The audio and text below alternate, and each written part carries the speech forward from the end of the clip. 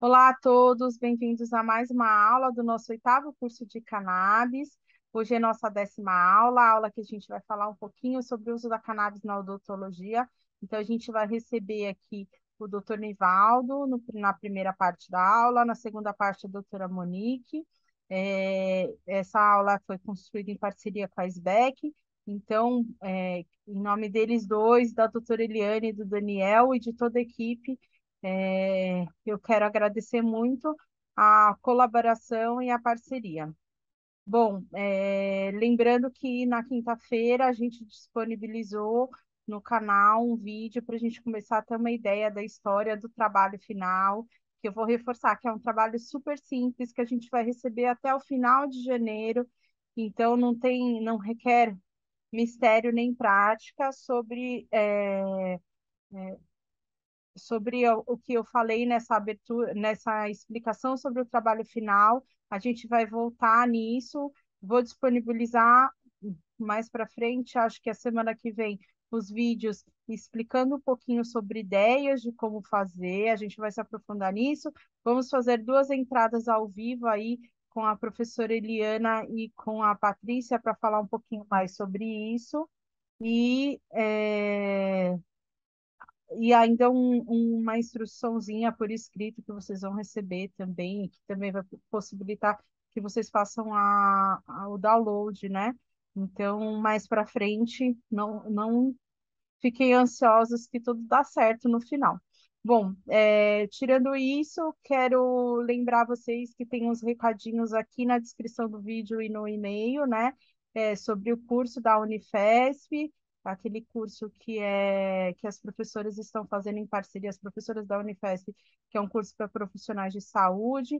Ele começou hoje, mas como ele é EAD e que você tem essa possibilidade de autogestão, você pode, e tem monitoria, né? Ele é um processo diferente desse curso aqui, por exemplo. Você pode se matricular depois. Então, informando vocês que as matrículas vão até o dia 1º de dezembro. E aí o curso iniciou hoje, né? O material começou a ser disponibilizado hoje, mas até o dia 1º de dezembro, quem tiver interesse ainda pode se inscrever. O link está na descrição aqui e também foi enviado por e-mail. E também a SBEC está com um curso de pós-graduação aí, então quem tiver interesse também está aqui na descrição, e também foi enviado no e-mail para vocês, tá bom?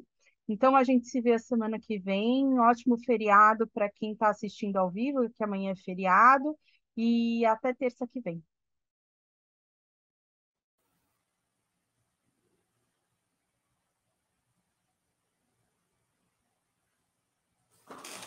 Boa noite, pessoal. Para mim é um prazer estar em mais uma edição do curso, agora no 8º curso de cannabis medicinal, né, da SBEC junto com a Unifesp. E vamos estar falando com vocês a respeito da odontologia do sono, dor orofacial e cannabis medicinal. Por óbvio, é um assunto muito extenso, muito grande, e a gente vai estar falando de uma forma de situação, de situar você, aluno, sobre a indicação e sobre a aplicabilidade da cannabis nessa patologia da odontologia. Ok?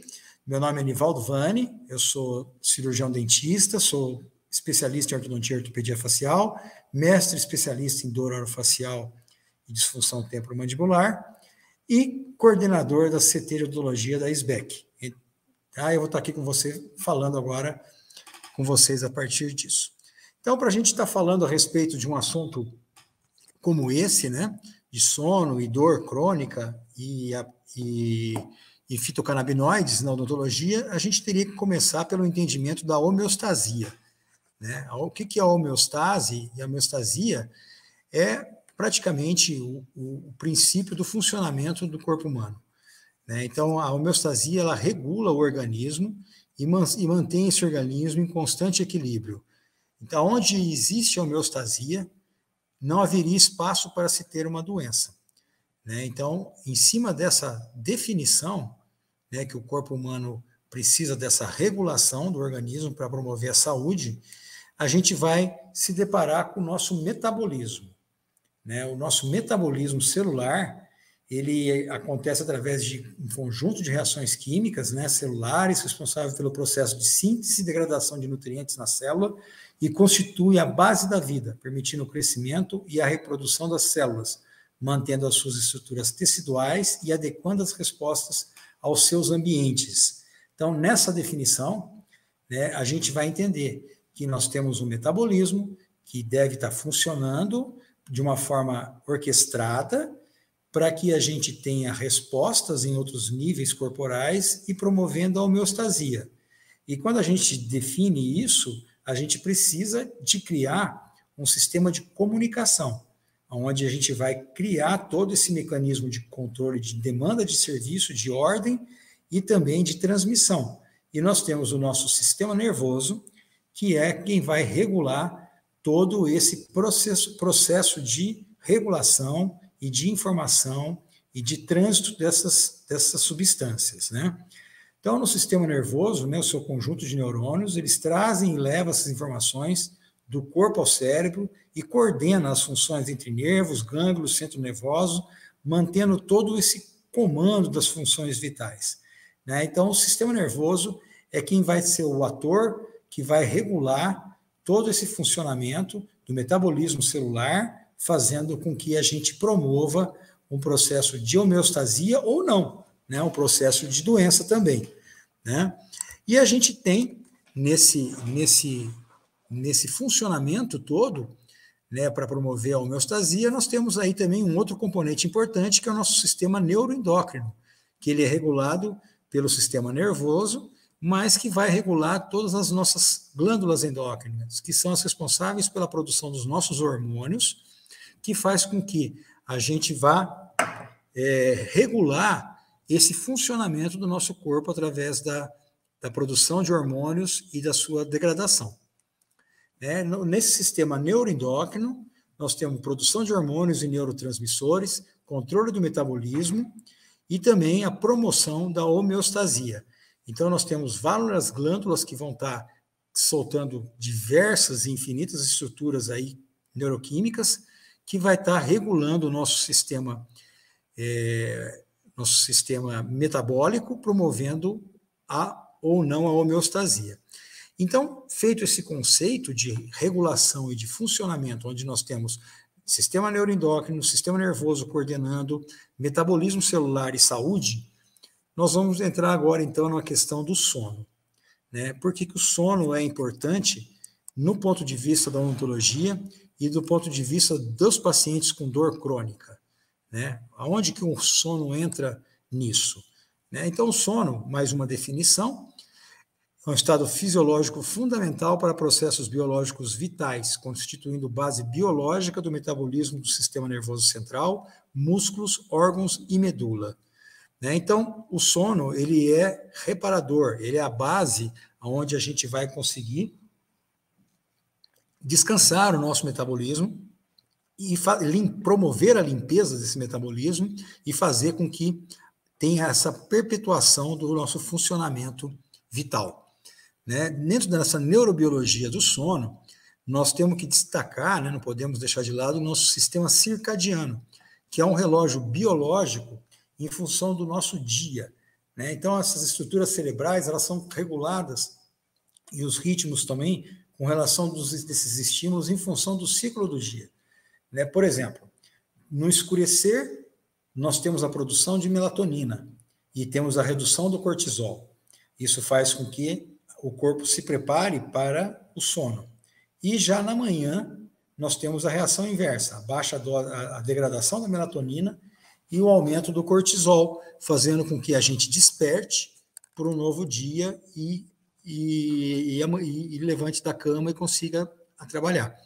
Né? Então, esse ritmo circadiano, né, que é um ciclo de um dia, ele influencia várias funções do corpo, como temperatura, nível de hormônio, frequência cardíaca, pressão arterial, sensibilidade à dor. É um relógio no qual funciona. Né? E falando nesse equilíbrio todo, no sono em equilíbrio, né, nós temos o quê? Com o sono em equilíbrio. Nós temos uma promoção do metabolismo estável. O corpo vai funcionar, ele foi desenvolvido para que a gente tenha um sono reparador. Né? O controle de obesidade. O sono bem dormido, ele consome bastante caloria. Né? Um sono mal dormido, ele aumenta índices de ansiedade, de estresse, e, ao mesmo tempo, acúmulos de substâncias que podem desenvolver também a obesidade.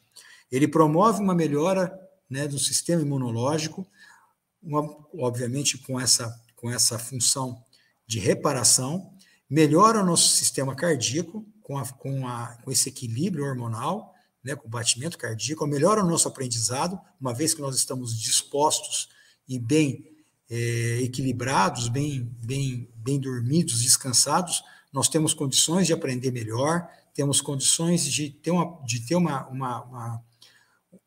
aprendizado e uma criatividade melhor, né? E, obviamente, também um raciocínio mais efetivo, né? Nós estamos mais dispostos, né? Basta uma noite mal dormida para ver como é ruim o dia seguinte, né?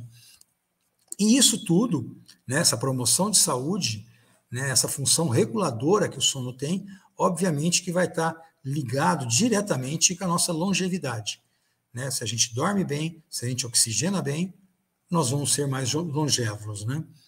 Já os distúrbios do sono, como eles vão implicar na nossa vida? Nós vamos ter um alto índice de ter diabetes do tipo 2, uma propensão à obesidade, grandes chances de depressão e perda de memória, doenças cardiovasculares, com aumento de batimento cardíaco, possibilidade de câncer e, no ponto que interessa para a gente aqui, na nossa apresentação, a dor crônica. A dor crônica, no caso, orofacial, né? Que também é manifestada pelo distúrbio do sono. E, geralmente, um está ligado ao outro. Né? Então, nós temos aí, durante o sono, a produção de melatonina. A melatonina é um hormônio indutor do sono. Ele faz com que a gente tenha a produção, ele é um hormônio produzido na glândula pineal, ele é estimulado fisicamente pelo escuro, né, e inibido pela luz. Então, a melatonina está diretamente ligada com a escuridão. Né? Então, quando o escurecer da noite e um quarto escuro propicia o sono. Já a claridade, o celular, a iluminação de TV, tudo isso atrapalha a produção de melatonina, né, e atrapalha a qualidade do sono. E, como a gente também vale a pena ressaltar, né, a melatonina ela diminui com o tempo de vida. Né? Um bebezinho dorme 16 horas por dia, às vezes até mais, e um idoso 4 horas, 5 horas por noite. Então, a melatonina ela tem um decréscimo com o passar do tempo. Tá ok? E dentro da arquitetura do sono, como é que funciona o nosso sono? Né? Quais são as fases que a gente tem, né, para se ter um sono e para a gente ter uma base do que está tendo um sono de qualidade ou não? Né? Nós temos aí 4 fases no qual são os ciclos do sono dentro dessa jornada que a gente vai ter em torno de 8 horas de sono. Né? E a gente passa nessas 4 fases do sono de 5 a 6 vezes durante uma noite de sono de 8 horas. Então, nós temos aí, nessa jornada do sono, 3 fases que são non-REM e uma fase REM. REM é Rapid Eye Move, no qual a gente tem o movimento rápido dos olhos. Essa fase do Rapid Eye Moves, ele está ligado ao sonho e à memória.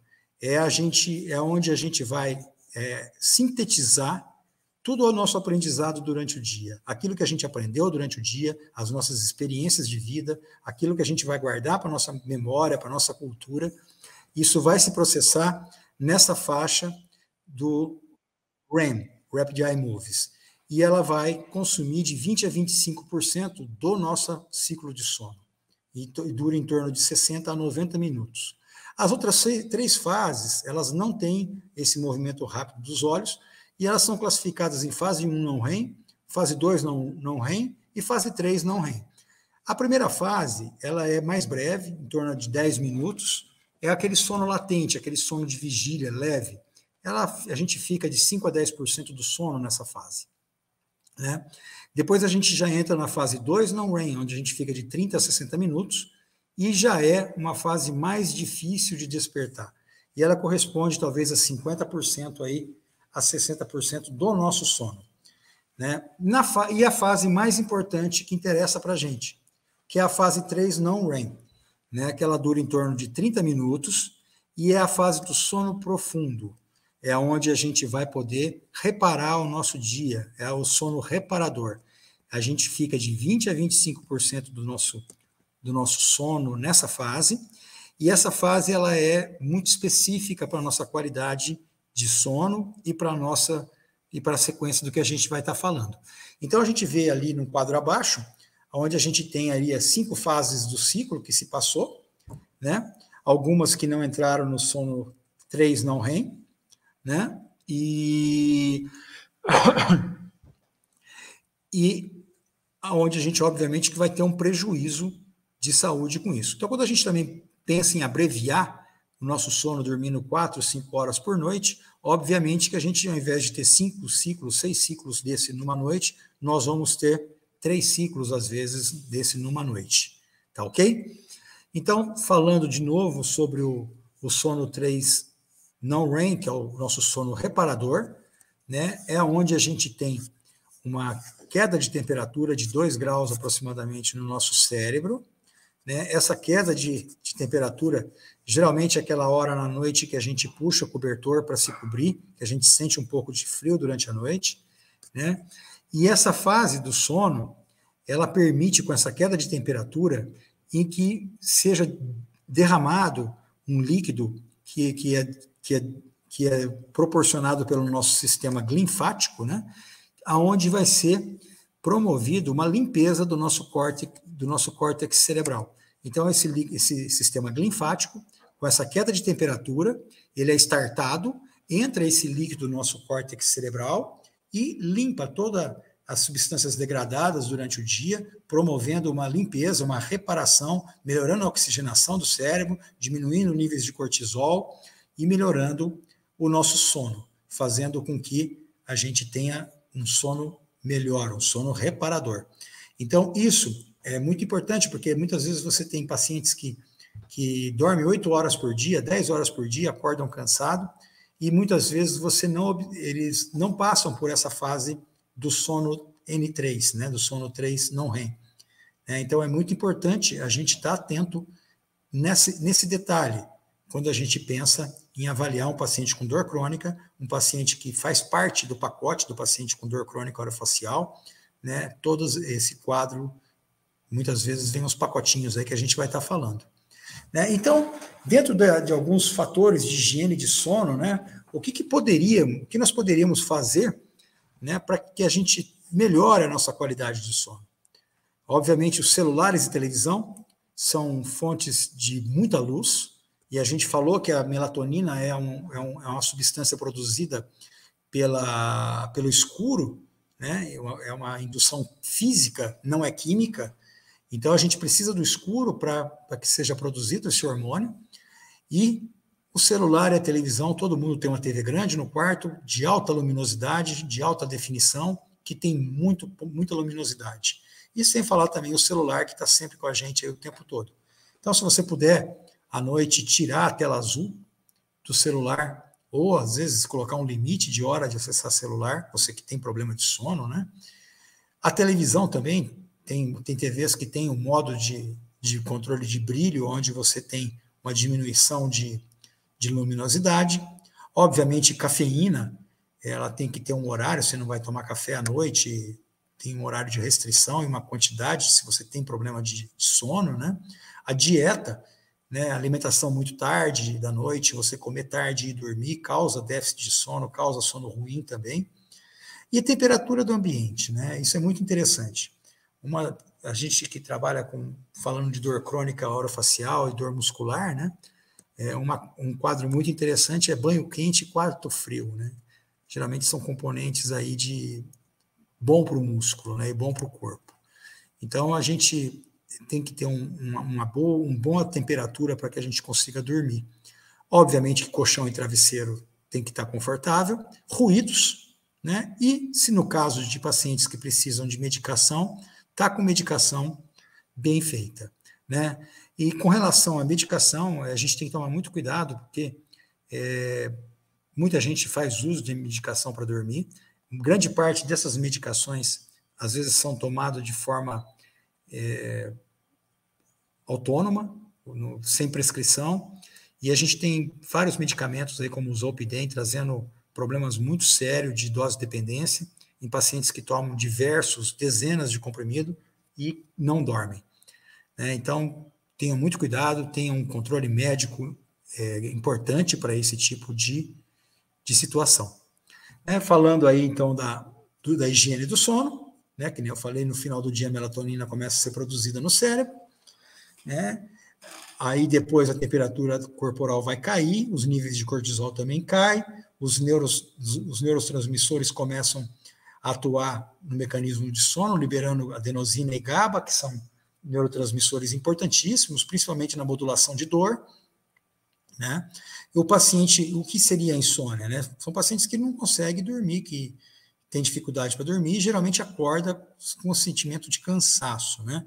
Esses hábitos, né, podem ser causados por ansiedade e depressão, ou vice-versa, né? Então, esses maus hábitos do sono podem levar a um quadro de ansiedade e depressão, ou ansiedade e depressão também pode levar a um mau quadro do sono, né?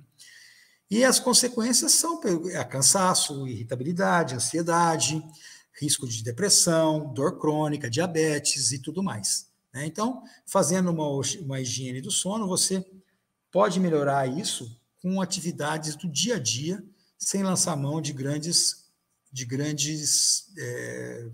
manobras, né? E outra coisa importantíssima é a atividade física. E não precisa ser uma atividade física de alto impacto. Caminhadas leves por 1 hora e meia, ajuda muito a gente relaxar o nosso cérebro, a criar situações onde a gente consegue diminuir nossa ansiedade, nossa depressão, e consegue melhorar nossa qualidade de sono através de uma regulação de respiração, através de diversas situações de homeostasia que isso traz, né? Falando agora de uma área muito ligada à odontologia, da síndrome da apneia obstrutiva do sono, né? Porque grande parte das apneias dessa doença, dessa complicação, acontece nas vias aéreas superiores, e dentro dessas que acontecem nas vias aéreas superiores, grande parte delas está relacionada com o cirurgião dentista, na interação do cirurgião dentista na resolução. Não são todas, né? Por isso que é bom, esse é um trabalho que é bom ser feito em equipe multidisciplinar, né? Porque às vezes você pode ter tentativa e erro, né, em tratamentos, mas é importante a gente observar, né, que às vezes você tem, mesmo com o passar do tempo, queda do palato mole, diminuição de retrusão de língua, às vezes diminuição de cavidade bucal por perda de altura de dente, um monte de situações aí, ortodontia, que pode levar a uma situação de piora no quadro de ventilação nessa região aí do véu palatino, levando o paciente a quadros de apneia e ronco, né? E com isso, você vai ter também dessaturação de óxido hemoglobina, baixa ventilação pulmonar, aumento de CO2 no sangue arterial, apneias e microdespertares à noite, déficit de sono e ronco. Então, tudo isso está relacionado com a SALS, né? E a gente pode, às vezes, com o aparelho propulsor de mandíbula, melhorar a vida desse paciente, né? Uma vez que você tira essa obstrução, que no caso está sendo mostrado aí, com uma língua que está fechando junto ao palato mole a passagem do ar. Aqui nós temos um exame, que é um exame até que singelo, que é uma polissonografia do padrão 4. É um exame que é feito em clínicas, não precisa de não precisa de ser feito em laboratórios específicos, como a polissonografia padrão 1, que envolve turbina no centro, envolve custos altos. A polissonografia do padrão 4 já não. É um exame que ele pode ser interessante para você descartar um diagnóstico, ou às vezes, no caso de se ver um diagnóstico complicado, como esse quadro 2 que a gente vai estar mostrando, você fazer um encaminhamento para um médico e ele fazer, se for o caso, a solicitação de uma polissonografia padrão 1, onde se tem mais qualidade de imagem, mais resolução de imagem, não, mais qualidade de informações e mais detalhes em cima do problema. Né? Então, olha assim, por tudo que ele dá, ele vale a pena e ele tem um custo e uma forma de fazer muito simples, faz em casa. Né? Então, é uma rotina clínica, né? Aumenta a hipótese de diagnóstico, tem um controle, e aí, no caso, você pode fazer uma interação médica. A gente vê no paciente do quadro à esquerda, né, que a gente tem aqui uma paciente que ventila muito bem, né, que não tem dificuldade para manter o sono, mas assim, dorme bem, né, respira bem. A gente vê aqui a oximetria dele, é um paciente que oxigena super bem, ventila bem à noite. A frequência cardíaca dele está ótima, a maior parte do sono ele fica de 50 a 59, a 60 a 69. Né? Na polissonografia também, a dessaturação de oxigênio está lá em cima, é um paciente que não perde oxigênio durante a noite. Aí nós temos aqui a frequência de batimento cardíaco, ela está bem regular, né? Bem baixa, com alguns picos, né? E os movimentos bem pontuais. A hora que a gente vai para o segundo paciente, nós já temos um paciente que praticamente não ventila, né? Um paciente que não respira. É um paciente que tem 126 quilos, 1,72 m, um índice de massa corporal 42, tem vários problemas de obesidade, tem ronco e apneia alto, dificuldade para manter o sono agitado. Esse paciente provavelmente tem que ter ele é um paciente grave, ele tem que ter um encaminhamento médico. Né? E provavelmente o médico vai pedir um exame mais detalhado para ele e vai entrar com um tratamento adequado. Mas quando a gente vê a oximetria dele, olha aqui como ele passa grande parte sem oxigenação. A oxigenação boa dele é muito baixa. A frequência cardíaca já tem pontos que batem mais alto.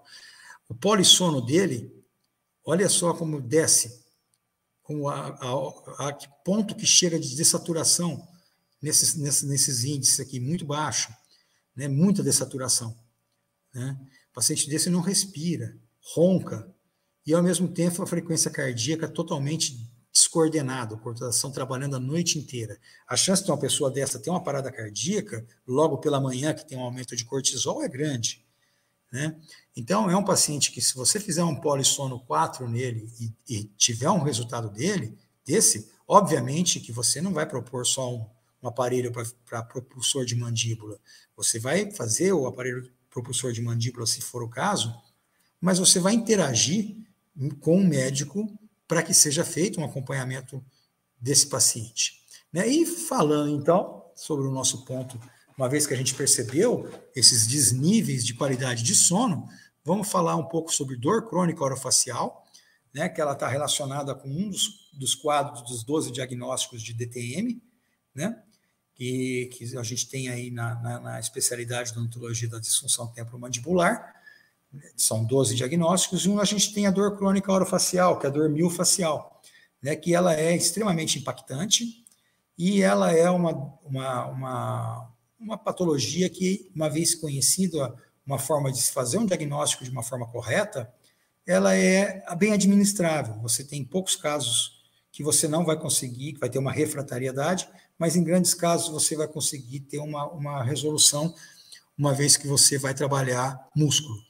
Então, uma definição do Sandro Pala, né, sobre a dor. Né? A dor não é só física. Né? A dor é uma experiência multidimensional. Ela tem aspectos discriminativos, sensitivos, cognitivos, afetivos e motivacionais. Né? Então, a dor é um espectro muito grande. Né? Você tem aí componentes depressivos, componentes de ansiedade, componentes de catastrofização. Tudo isso envolve quadros de dor. Né? Tem as dores mudas, né? Aquelas dores que elas são introspectivas, né? Então, a dor é um quadro muito, muito, muito amplo, né? E a prevalência das DTMs, né? Principalmente essas que eu falei para você, de origem muscular, de origem miofacial, elas atingem de 5 a 12% da população adulta e com maior frequência entre 20 e 40 anos no sexo feminino, no gênero feminino. Então, veja a prevalência dessa doença. Ela é importante. Esse paciente está no nosso consultório, de cada 100 pacientes, tem 12, tem de 5 a 12 na sala de espera. Então, é importante porque, uma vez feito o diagnóstico correto, existem métodos bem comprovados e bem eficazes de se conhecer o diagnóstico, de se fazer o diagnóstico dessa patologia, você consegue, como eu disse, por se tratar de problemas na maior parte das vezes musculares, você consegue administrar. Às vezes não com 100% de resolubilidade, mas às vezes trazendo o paciente para controle, para conforto, fazendo o paciente se conhecer e administrando algumas comorbidades que vão acontecer junto com isso. E o grande vilão ou o grande ator dessa dor crônica miofacial é o ponto gatilho miofacial, ou trigger point, como era chamado quando foi descoberto. Então, o ponto gatilho miofacial, o que é? A definição, de Simon Travel, é um ponto hiperirritável e palpável dentro de uma banda tensa do músculo esquelético, dolorido à compressão e pode originar dor referida, dolorimento e fenômenos autonômicos. Essa é a definição do ponto gatilho miofacial. E aqui nós temos um desenho desse ponto gatilho miofacial. Ele acontece em músculo esquelético, nós temos um corpo todo, inclusive nos músculos da mastigação, masseter, temporal e pterigoideu, todos eles, e também nos músculos do plexo cervical, principalmente, Então a gente tem um mapa, e aqui a gente tem uma fibra muscular, uma banda de músculo, e a gente ampliando essa visão, a gente vai ver que nós temos vários nozinhos aqui dentro que são contraídos. E aonde está contraído aqui, ele impede a presença de sangue e de energia. Então fica uma região tensa, essa região tensa vai se avolumar, em volta dessa região tensa existe a compressão de tecidos, de vasos, de nervo, isso cria uma área de irritação, é liberado mediador químico algogênico em volta desses nódulos aqui, todos, e nós temos pontos aqui que soltam dor o tempo todo e eles não conseguem se desativar sozinhos. Não há medicamento que desative esses pontos. Você precisa fazer uma desativação mecânica deles. Então, se você entra, às vezes, com a medicação central, um opioide ou um relaxante muscular, você tem, às vezes, uma relação de melhora da sensibilização central, mas você não consegue tirar essa sensibilização periférica que está acontecendo. E é importante saber isso para a gente trabalhar esse paciente crônico.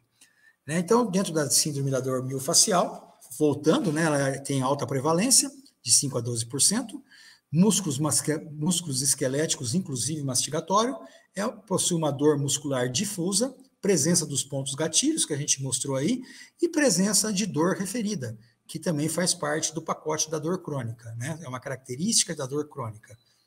Você ter os pontos gatilhos e ter a dor referida da dor crônica miofacial, tá? E aí a gente tem outros atores que vêm junto com esse pacote. Geralmente esse paciente, ele tem outros fatores que acontecem, ou às vezes como fator principal, ou às vezes como fator secundário. Então você tem um paciente com síndrome da dor miofacial, você pode ter um paciente que tem, normalmente esse paciente ele vem com problema de sono, ele vem com problema de estresse, vem com tensão emocional, às vezes ansiedade, depressão, e bruxismo de vigília. Esse paciente ele cria uma parafunção, ele cria um hábito vazio de ficar apertando essa musculatura e estressando essa musculatura. Então, pode ser você pode ter um principal e outros secundários e pode ter inversões nessas ordens, mas normalmente esse paciente ele tem várias comorbidades acontecendo simultaneamente. E dentro dessa origem do ponto gatilho, o que a gente tem para falar? Nós temos aí o trauma e a sobrecarga muscular. O trauma da placa motora, uma lesão da fibra muscular, aumento de cálcio, que vai causar uma despolarização de membrana, contração muscular e liberação da acetilcolina. A sobrecarga muscular, que seria o bruxismo da vigília, que é movimentos repetitivos de baixa intensidade e longa duração, né? O super esforço numa mesma posição. Então, esses são dois motivos, né? E a hora que a gente olha para esse quadrinho do lado, que são indutores dos pontos gatilhos, a gente vê estresse e tensão, desordens do sono e cansaço, fadiga, microtrauma crônico, que é o que a gente acabou de falar, o bruxismo de vigília causa isso, né? O macrotrauma, às vezes uma intervenção de uma extração de um terceiro molar, por exemplo, pode criar uma lesão no masseter por muito tempo de boca aberta ou estiramento, pode levar a um ponto gatilho.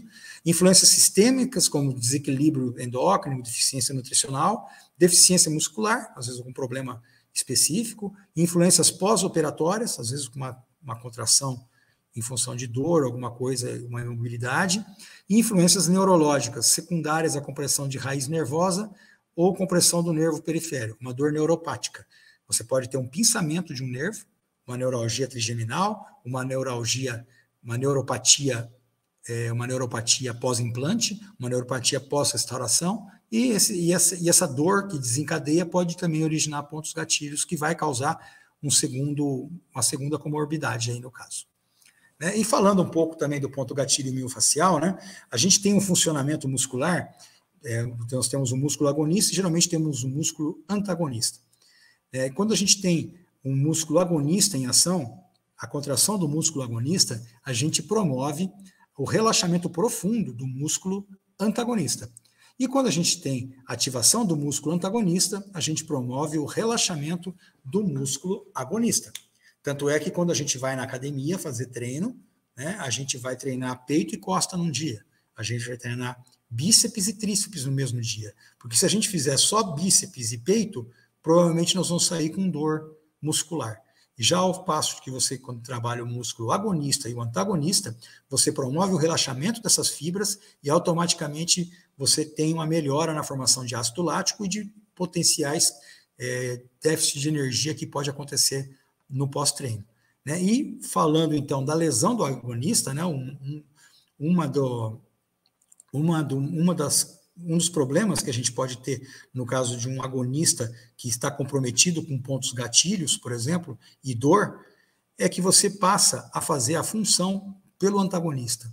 Então você vai começar a ter problemas de articulação, né, e também riscos de ter o comprometimento no músculo antagonista também. E aqui, voltando a falar sobre dor referida, né, que é um fator importantíssimo na dor orofacial, porque é uma dor que se apresenta em outro lugar de onde ela é startada, né, isso é muito comum em pacientes com dor crônica orofacial, né, e a gente tem condições de fazer esse diagnóstico, né, não é difícil. Então, essa dor, a dor referida é uma dor sentida num local diferente de onde ela é produzida, como nas cefaleias tensionais. Né, clássico, paciente com cefaleia tensional, bilateral, fundo de olho, lateral, região de temporal. Normalmente, os pontos gatilhos que desencadeiam essa dor não estão nesses lugares, elas estão em outro lugar. Né? Então, a dor referida está sempre presente na dor crônica, é uma outra característica das dores crônicas, tá legal? Aqui nós temos uns quadros de dores crônicas com pontos gatilhos em regiões que não é da origem da dor, não, são a origem da dor e a dor aparecendo em regiões diferentes da onde ela é startada. Nós temos aqui um trapézio referindo dor para a região de temporal, masseter e externo. Nós temos aí outro trapézio referindo dor para a região subcervical. Nós temos aí um temporal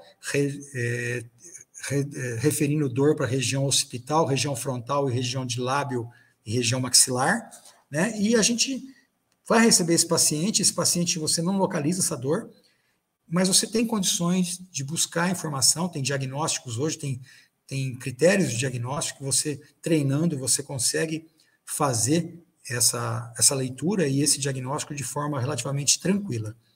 Né?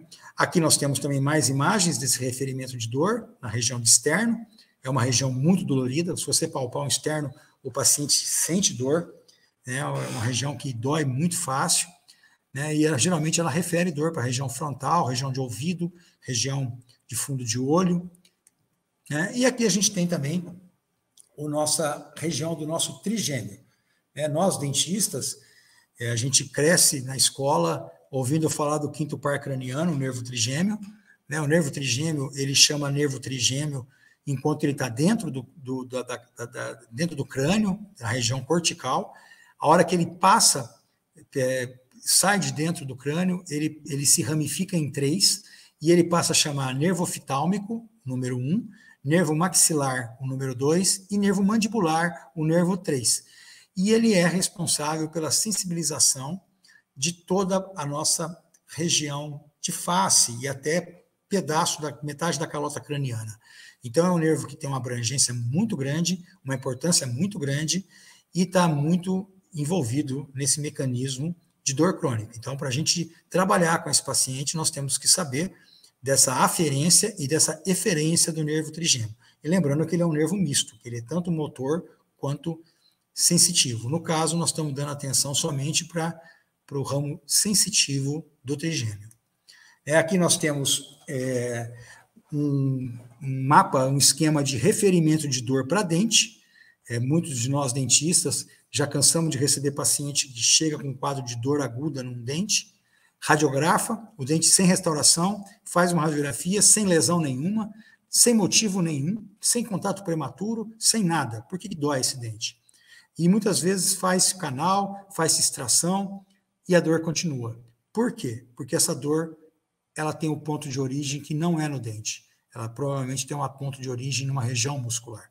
Então, se você tiver um quadro desse no consultório, você radiografou, tem um 16 com dor, você tira uma radiografia, não tem restauração, não tem contato prematuro, não tem nada, a região periapical linda, cortical tudo preservada, faça a palpação nesse paciente, que você pode ter um diagnóstico, se você conseguir achar o ponto gatilho, o paciente vai sentir a dor nesse dente. E se você também pode fazer um teste antes de abrir o canal, que seria anestesiando esse dente. Se você anestesiar esse dente e o dente continuar doendo, provavelmente o ponto de origem não é o dente. Então, falando do ponto gatilho miofascial, essa contração excessiva da musculatura, que eu falei, que vai liberar esses mediadores químicos em volta do ponto gatilho, ele vai irritar o neurônio, o neuromotor que está ali, ele vai deixar os receptores nociceptivos desse neurônio primário em atividade constante, ele vai mudar o limiar de dor, vai fazer com que a dor apareça de uma forma muito mais rápida, com estímulos menores, então você tem uma alteração desse limiar de dor em função da atividade, porque ele libera o tempo todo essas substâncias inflamatórias, como citocina, prostaglandina, bradicininas, substância P, e essas substâncias vão cronificar a dor. Tá? Então você vai ter um mecanismo constante acontecendo nessa região. E aqui nós temos um quadro que desenha muito bem isso. Você tem aí a fibra muscular, onde você tem o terminal do nervo motor liberando acetilcolina, porque ela está sendo agredida lá em cima, existe uma informação para ela liberar acetilcolina. Essa acetilcolina vai promover uma despolarização da membrana muscular, que vai ter uma liberação de cálcio. Essa liberação de cálcio vai causar a contratura do sarcômero. Essa demanda aumentada de energia mantém o sarcômero contraído. Você vai ter, com essa contratura do sarcômero, a compressão de vasos e compressão de nervos, fazendo o quê? Que você tenha diminuição do fluxo sanguíneo e também uma crise de energia, tanto de sangue quanto de aumento de substâncias sensibilizadoras. E a hora que você tem essa crise, que começa a soltar todo esse material algogênico, as fibras nociceptivas são excitadas e tem mais liberação de acetilcolina. Então, forma esse quadro de perpetuação da dor. E outra situação que acontece, que a gente tem nesse quadro aqui de sensibilização periférica, que acontece no nível de pele, no nível de músculo, no primeiro neurônio, ele vai fazer o quê? Ele vai ativar, você vai ativar o seu sistema nervoso central, porque essa substância algogênica, o que acontece? Ela vai transmitir essa informação para o cérebro, essa informação ela vai ser transmitida, a hora que ela passar pela medula, chegar na medula espinhal dentro da nossa, dentro do nosso crânio, ela vai promover um fenômeno que é de modulação, onde o tálamo e as estruturas corticais, elas vão tentar modular essa dor, liberando substâncias opioides endógenas, né? Então, a gente vai ter uma descarga de opioides endógenos para poder modular essa dor. Se essa modulação não for suficiente para segurar a dor, nós temos o quarto estágio, né, que é a transdução, que é a primeira agressão, a transmissão, a modulação, e no caso que essa modulação não seja efetiva, nós vamos ter a fase de sensibilização. Nosso cérebro vai sentir a dor. Né? E um outro detalhe que acontece é que esse mesmo ponto gatilho que está ali, jogando essa informação para o cérebro e causando uma sensibilização central, ele começa a trazer, principalmente através de substância P, a informação de volta para camadas mais superficiais da pele. E, com isso, ele consegue sensibilizar neurônios que estão paralelos ou colaterais ao neurônio que está sensibilizado, fazendo com que cause uma sensibilização periférica, com sensibilidade grande na pele, como a hiperalgesia, né? E onde você tem também questões, onde você tem quadros exacerbados de dor, aonde não deveria ter dor. Então, você tem um quadro de sensibilização central e um quadro de sensibilização periférica acontecendo simultaneamente. Como me fugiu o nome, agora me veio, o outro quadro que aparece na sensibilização periférica é a alodínia, que também é um quadro de dor. Quando você passa um algodão na pele da pessoa, a pessoa sente dor, né, por um estímulo que não tem sentido algum de estar sentindo, né? Então, esse defeito na via de modulação, né, dessa via de analgesia, ele vai causar esse defeito e vai causar uma perpetuação dessa dor. E se você pode até entrar com medicação central, se você não desativar esse ponto gatilho, você não vai ter uma eficiência no resultado. Você precisa desativar esse ponto gatilho. Pode entrar com opioide, pode entrar o que for, relaxante muscular, mas existe a necessidade de você desativar esse ponto gatilho. Tá certo? Então, falando aí da odontologia do sono e neurobiologia, né? Nossa função aí seria investigar a qualidade do sono desses pacientes com dor crônica, né? A gente tem aí os exames de polissonografia tipo 4, né? Vamos ver a apneia e respiração desse paciente, como é que está. Vamos dar importância para o sono 3 não REM, para ativação desse sistema linfático e o sono reparador. Nós vamos, onde vai ter a oxigenação e reparação desses fluidos corticais. Vamos entender que o sistema de modulação das vias de analgesia podem estar comprometido por causa dessa perpetuação dos pontos gatilhos. Vamos ver se esse paciente também está com um quadro de depressão e sedentarismo, que pode acontecer, como eu disse, como uma comorbidade, ou esse quadro pode também acontecer como um fator de comorbidade da depressão e desse sedentarismo. Então, são doenças que aparecem geralmente muito associadas, né? E a gente, às vezes, não sabe diferenciar quem nasceu primeiro, o ovo ou a galinha, mas normalmente esses pacientes apresentam esse quadro de doença, né? E é importante a gente entender isso, né?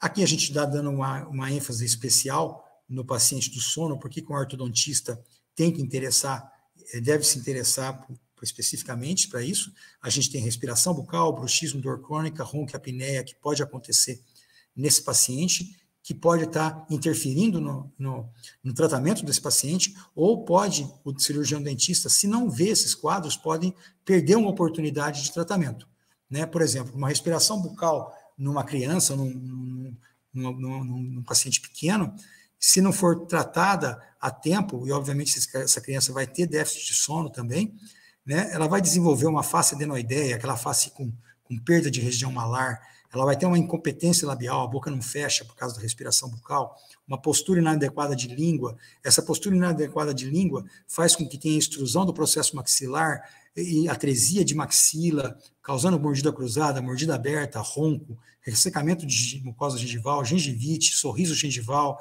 e aí vai, né? Então, a gente tem que estar atento nisso, né? Porque se a gente vê isso numa criança de 5, 6 anos, a gente tem condições de estar ajudando muito essa criança no desenvolvimento da face dela. Aqui é um quadro de um paciente que foi atendido pela gente numa época de dentadura mista, onde estava em crescimento, e a gente observava por essa foto de cima à esquerda que é um paciente que tinha uma mandíbula pequena, tinha uma incompetência de lábio, respirava pela boca, não tinha um selamento labial, e a gente fez um avanço de mandíbula com ortopedia, a gente aumentou essa cavidade bucal, demos condição para ela de um suporte mastigatório melhor, e olha o perfil que a gente conseguiu, um resultado estético fantástico, né? Agindo numa hora certa. Se essa mesma criança chega para a gente com 18 anos de idade, não teria muita coisa para fazer, né? E provavelmente seria um paciente que lá na frente ia sofrer com ronco, apneia e tudo mais. Então a gente pode sim, né, sabendo disso tudo, interagir com crianças em fase de desenvolvimento. É importante que a gente veja isso na nossa clínica, né? E ainda falando um pouco sobre o bruxismo, né, como ele pode afetar na ortodontia, a gente pode ter erros de diagnóstico por causa de atividades musculares inadequadas, o paciente pode desenvolver dores durante o tratamento ortodôntico, podemos ter quebra de aparelho e, obviamente, atraso no nosso tratamento, né? E outra dica, né? Em dor crônica, pacientes com casos de dor crônica, nunca façamos tratamento reabilitador, quer seja por prótese, quer seja por ortodontia, que é um tratamento reabilitador. Tá ok? Coloque o paciente em conforto e depois trate. Essa é um passo fundamental, né? Um outro teste que a gente pode estar fazendo de forma muito simplória e zero custo no nosso paciente para avaliar a condição de ronco e apneia é o exame de Mallampati. É um exame que a gente vai ver um score de ventilação através pedir para o paciente abrir a boca e pôr a língua para fora, né, fazendo com a língua para fora. A gente vai ver no nível 1, onde tem uma passagem generosa de ar, no nível 2, onde já começa uma redução, até no nível 4, onde existe uma obstrução dessa passagem. Então, é um exame que a gente faz de uma forma muito simples na clínica, né, e é onde a gente consegue ter um indicador importante de como está a respiração desse paciente, né? Analisando aí os espaços das vias aéreas, como é que a gente pode ver? Apesar de a teleradiografia não ser o exame adequado para isso, a gente tem condições de ver esse paciente aqui no caso, um paciente novo, tem menos de 40 anos, olha a posição que a língua e o palato mole ocupam aqui. Ele tem uma passagem de 4 milímetros, 3 milímetros e meio, 4 milímetros aqui de ar. É um paciente que tem um ronco muito pesado, é um paciente jovem, paciente atleta, mas ao mesmo tempo ronca e não respira bem, dorme mal, né? É um paciente que não ventila, é um paciente que tem dor, e é um paciente que sofre provavelmente por causa dessa respiração. Poxa, mas nós somos dentistas, como é que a gente pode fazer? Tudo bem, nesse caso aqui a gente pôs um aparelho nele para protuir essa mandíbula e melhorar essa ventilação. Ok? E tratamos a forma de dor crônica dele com desativação de ponto gatilho, higiene de sono. Essa foi a nossa conduta, né? E inclusive com prescrição de fitocannabinoides, tá? Então, essa é uma conduta. O paciente que tem uma deficiência mecânica de passagem de ar e que, obviamente, que tem o custo disso que vem com o tempo. Isso interfere na qualidade de vida, isso interfere na longevidade desse paciente e na instalação de doenças oportunistas secundárias. Então, a gente faz o exame de polissono, uma vez que a gente vê que esse paciente realmente tem dificuldade de respirar, a gente pode fazer, o médico, no caso, pode indicar o uso do CPAP, que é um tratamento golden para esse tipo de problema, onde o paciente vai ter uma ventilação maior e uma oxigenação suprimida, né,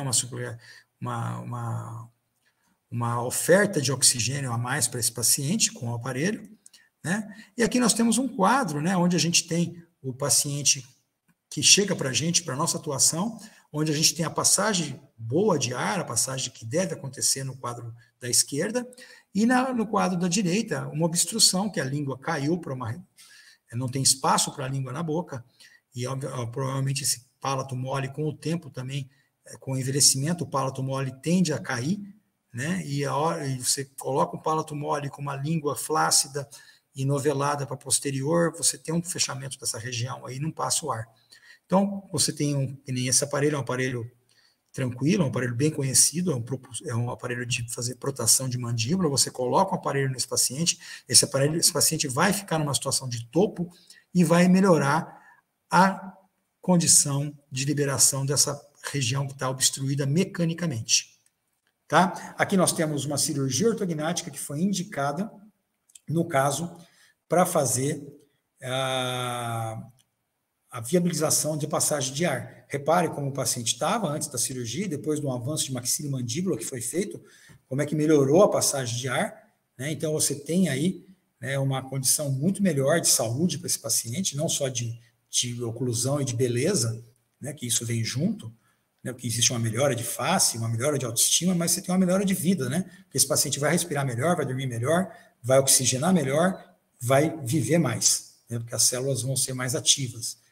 E aí, vamos falar sobre o sistema endocannabinoide, né? Então, a gente viu esses problemas que acontecem com o sono, que normalmente desencadeia a dor crônica, que é um sistema que pode ser brecado por modulação, e nós vamos falar sobre o sistema endocannabinoide, que é um sistema modulatório, um sistema de modulação. Então, eu tive a oportunidade de escrever esse capítulo de um livro que está sendo lançado, de odontologia, a gente vai falar sobre o sistema endocannabinoide. Então, foi descoberto que nós temos 2 tipos de receptores canabinoides, né? E esses receptores, eles trabalham o CB1, mais relacionado com o sistema nervoso central e órgãos, e o CB2 está mais relacionado ao sistema imune e também à questão de ossos, pele, onde a gente tem uma modulação e uma regulação desse funcionamento, né? Então, como que funciona isso?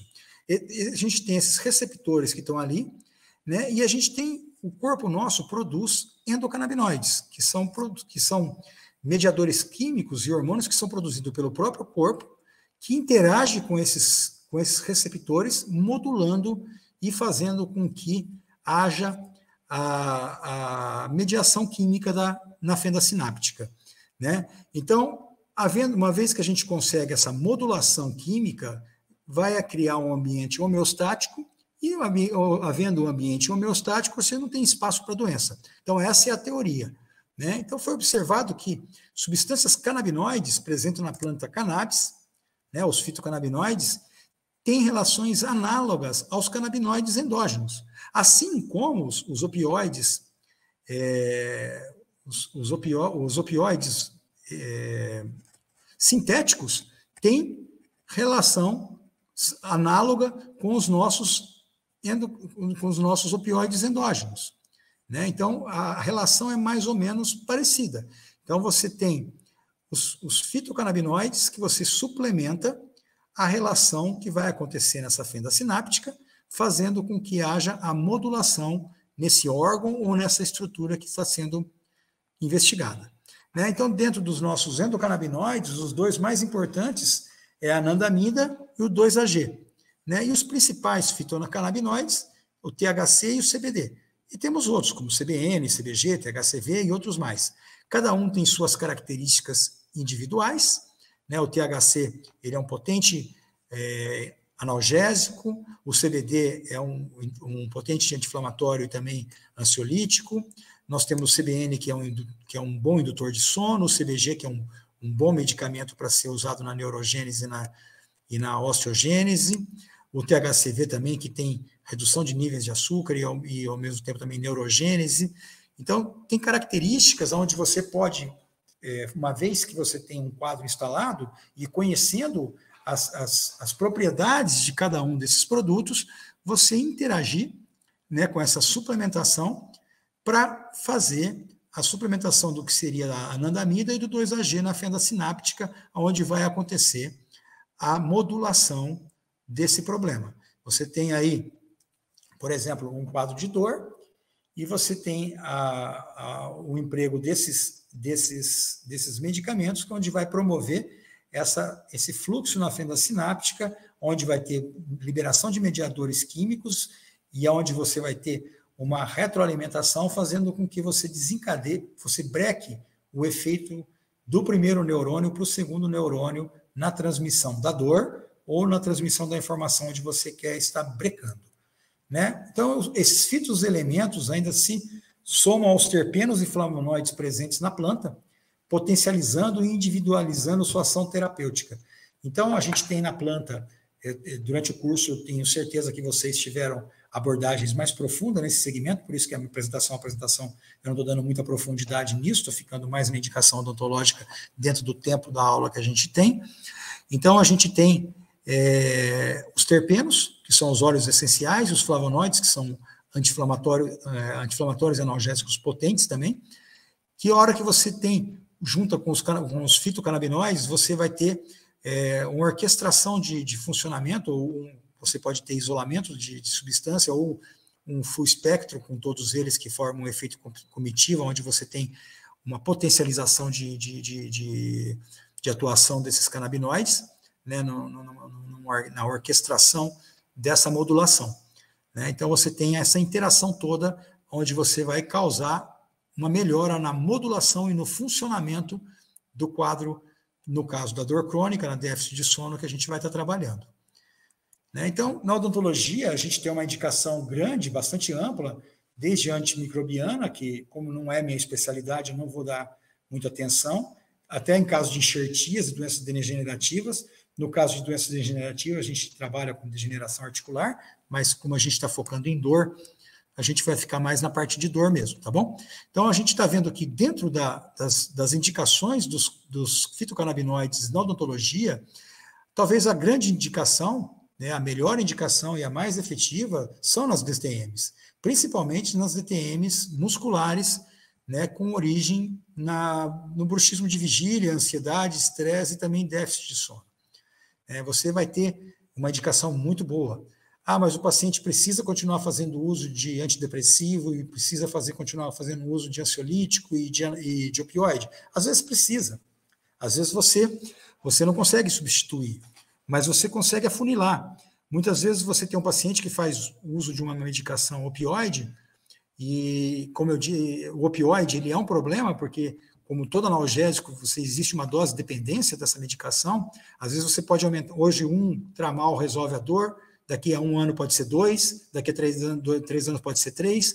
A gente pode chegar numa situação onde o paciente começa a perder a conectividade, a gente pode chegar numa situação onde o opioide ele causa uma depressão do sistema cardiorrespiratório, uma parada cardiorrespiratória.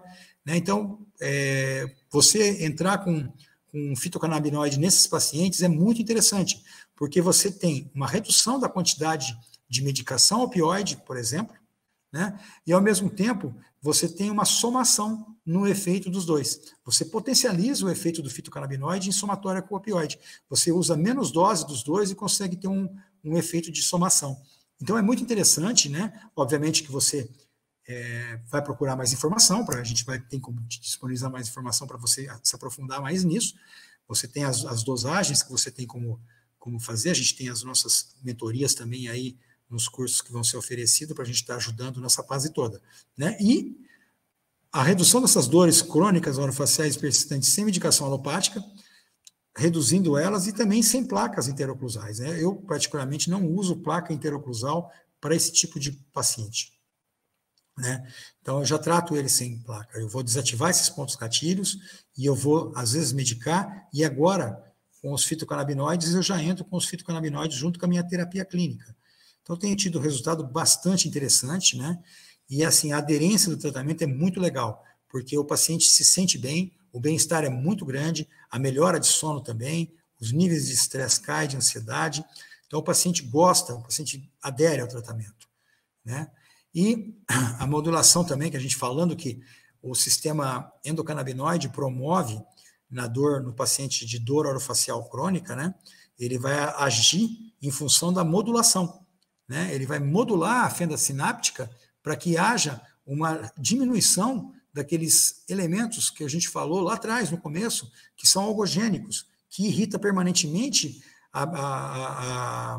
o neurônio, os nossos receptores, e que fazem descarga de acetilcolina e que causam a liberação de cálcio e que causa a contração.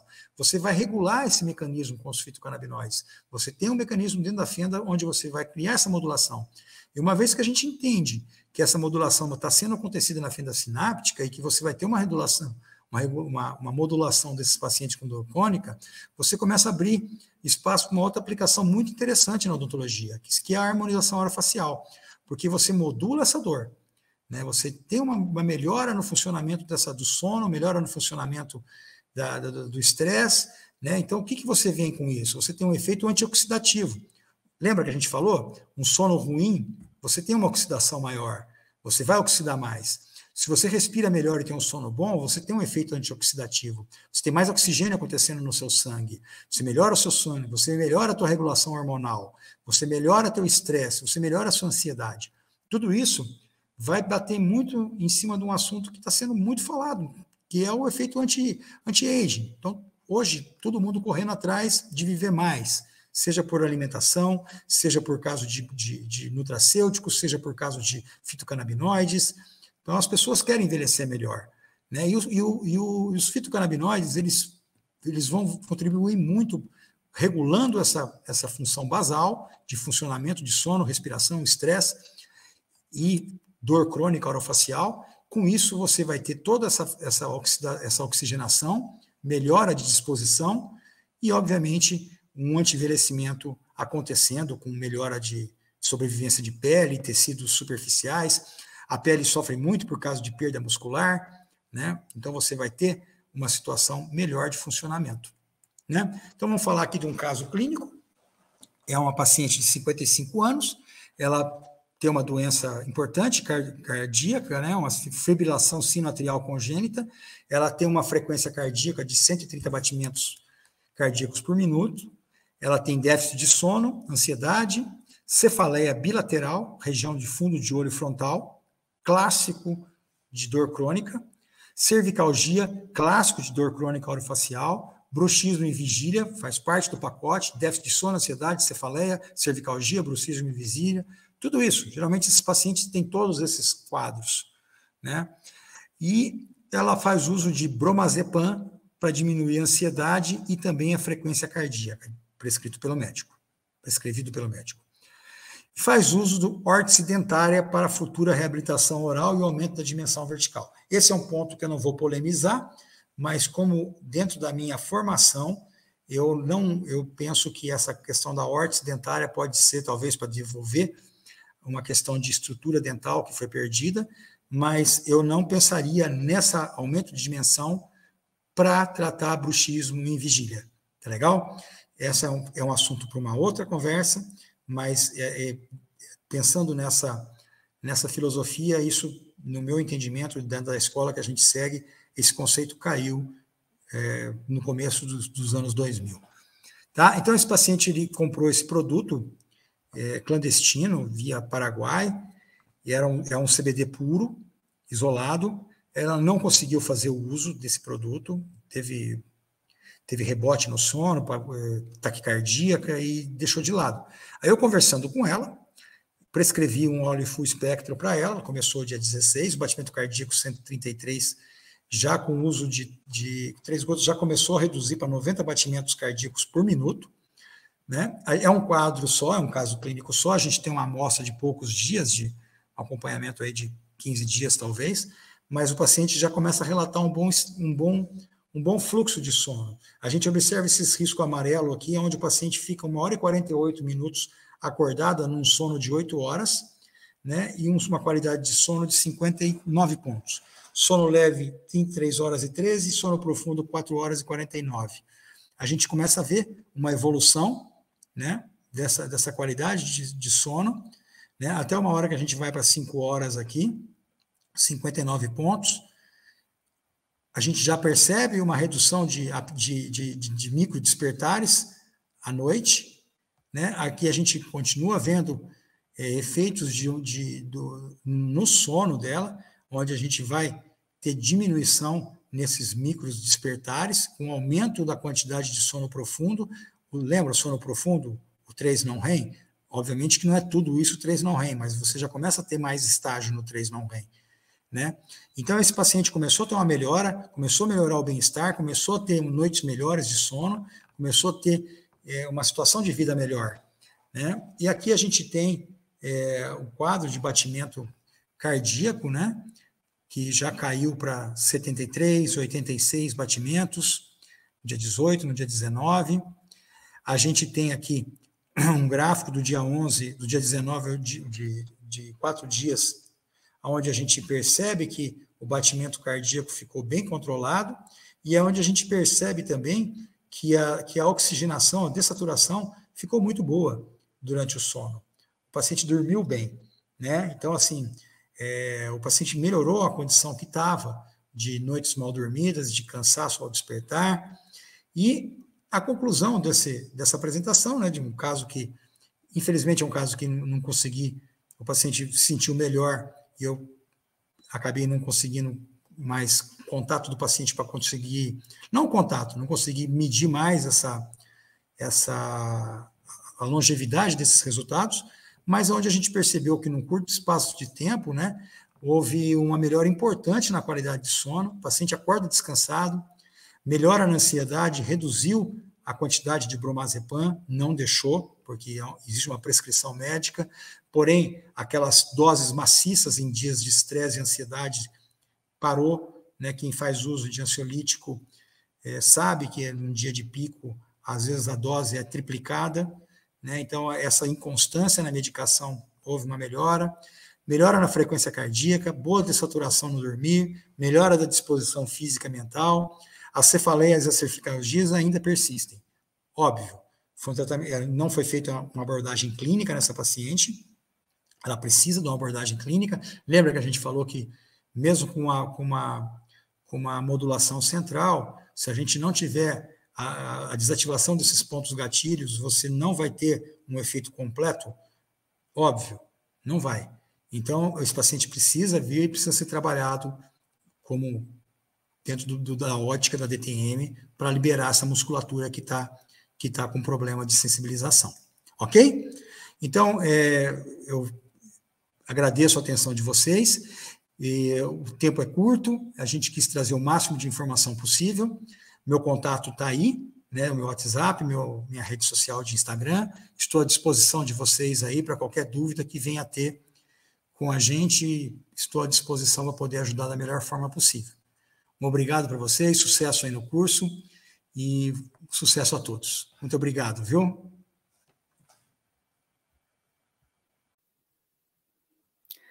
Olá, é um prazer enorme estar aqui e poder compartilhar um pouco de toda a minha vivência como prescritora e durante esses 5 anos e mostrar para vocês também a importância da odontologia, né, a importância da saúde bucal para a qualidade de vida de todos os pacientes, principalmente os pacientes com necessidades especiais. Eu sou a Monique, sou cirurgiã dentista, tenho 13 anos de formada. A minha primeira especialidade é a ortodontia. Hoje eu sou mestranda da UF, o meu projeto vai ser sobre cannabis, né? Então é muito importante a gente cada vez mais trazer e lutar por essa realidade dentro das universidades. Esse é um dos meus grandes objetivos dentro da odontologia. Eu sou membro da Comissão de Pacientes com Necessidades Especiais do CRO do Rio, da Comissão de Cannabis também, que foi criada. E a partir das minhas especialidades, eu comecei a me encantar pelo mundo dos pacientes com necessidades especiais e comecei cada vez mais a adaptar, né, todas essas especialidades para esse público. Hoje eu faço a parte de ortopedia nesses pacientes, trabalho com sedação, né, é um público que na grande maioria das vezes os cirurgiões dentistas têm dificuldade de atender. Então, eu venho trazer aqui para vocês, numa linguagem clara, a importância que nós precisamos dar, né, para a nossa saúde bucal. Eu sou paciente de cannabis há 8 anos, sempre fui uma apaixonada pela planta, e vendo todos os benefícios em mim, eu quis tornar essa realidade possível, né, dentro da odontologia. Sou uma das pioneiras na prescrição de cannabis no Brasil. Hoje nós temos a Sociedade Brasileira de Odontologia Canabinoide, uma sociedade muito importante que nós estamos construindo para lutar pelo acesso, né, dessa medicina na nossa classe. E é com grande prazer que eu venho compartilhar aqui com vocês um pouco da minha experiência e como também eu consegui associar, né, a terapia canabinoide para esses pacientes com necessidades especiais. Primeiro ponto que eu acho muito importante a gente descrever, porque com certeza geram dúvidas a partir daí, né? São dois termos: pessoa com deficiência e paciente com necessidades especiais. O termo hoje em dia adequado e usado é pessoa com deficiência. Porém, dentro da odontologia, existe uma especialidade chamada odontologia para pacientes com necessidades especiais. Então, a gente entende que a pessoa com deficiência, ela faz parte da odontologia para pacientes com necessidades especiais. Então, por isso que muitas das vezes vocês vão me ouvir falar pacientes com necessidades especiais, né? Vou só dar 2 exemplos aqui bem claros para vocês entenderem um pouco a diferença, né, desses 2 termos. Por exemplo, uma paciente grávida, ela é uma paciente com necessidade especial, mas ela não é uma pessoa com deficiência, né? Um paciente que realiza uma mastectomia é uma pessoa com deficiência, mas não necessariamente é uma pessoa com necessidade especial, né? Então, são 2 termos que a gente sempre ouve falar e eu gosto sempre de fazer essa definição sobre cada um deles. A realidade no Brasil é que mais de 45 milhões de pessoas com necessidades especiais enfrentam a falta de olhar inclusivo, né? Então, é muito importante o acesso e o cuidado para essas pessoas, né? Hoje, desenvolvendo mestrado e estando mais dentro da universidade, eu fico pensando que, na verdade, essa matéria de paciente com necessidade especial deveria ser obrigatória, né? Porque todos nós, cirurgiões dentistas, devemos prestar suporte para essas pessoas. E se a gente pensar, nós atendemos esse tipo de público diariamente, né? Nós atendemos hipertensos, cardiopatas, grávidas. Então, é muito importante a gente entender essa necessidade, né? E prestar esse suporte. E a realidade hoje da odontologia para pacientes com necessidades especiais é que, infelizmente, faltam cirurgiões dentistas capacitados, preparados, né? Existe uma falta de informação, de instrução para esses pais, cuidadores, responsáveis desses pacientes com necessidades especiais, que na grande maioria não colaboram com a higienização, né? Não se alimentam da forma correta. E por conta disso, todos esses pacientes, eles apresentam problemas periodontais, né, que são problemas gengivais, problemas de cárie, problemas de oclusões agravados por conta dessa não colaboração, né, e dessa forma piora a sua condição de saúde bucal. Muitos medicamentos também alteram essa saúde bucal, é muito importante a gente ressaltar isso, né? Muitos pacientes, só pelo simples fato de estarem utilizando o medicamento, às vezes podem ter alteração na gengiva, podem ter predisposição à cárie, né? E muitas patologias também podem desencadear algum problema no meio bucal. Por exemplo, Parkinson, Alzheimer, fibromialgia. Muitos desses pacientes, com certeza, também sofrem de dores faciais, né? Sofrem de hábitos psicossomáticos. E a odontologia, na verdade, se a gente pensar, ela começa desde a gravidez, né? Essa grávida precisa ter a orientação e o cuidado adequado para que ela saiba como é importante manter a sua saúde bucal e como isso vai interferir no seu bebê, né? E a partir do momento que o bebê nasce, ele precisa do acompanhamento odontológico, vocês vão entender isso no próximo slide. E a odontologia, ela precisa abranger os pacientes neurotípicos e neuroatípicos, né? É uma odontologia que precisa ser inclusiva, humanizada, para que todos tenham acesso a ela. E a partir do momento que a gente começa a desenvolver um entendimento, né, desde antes do bebê nascer, de todo o cuidado que a gente precisa ter, a gente passa a cuidar da nossa boca a nível de prevenção. Isso é muito importante, né? Porque aí não precisa esperar doer, sentir algum problema maior para recorrer ao dentista. E quando a gente trata tudo a nível de prevenção, com informação, a gente tem qualidade de vida.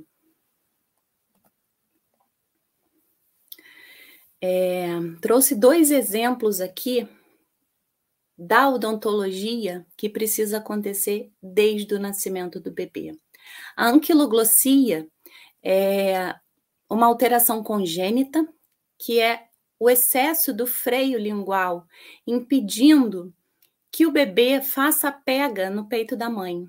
Existe uma lei federal que institui que no nascimento do bebê, no hospital, na maternidade, ele precisa ser avaliado para diagnosticar se há necessidade ou não de fazer uma cirurgia para liberar essa língua, né? Porque senão vai ser um paciente, uma criança, que já vai crescer com dificuldades de amamentação, de alimentação. E olhem nessa imagem à direita, a primeira de cima é um bebê com a pega no peito da mãe.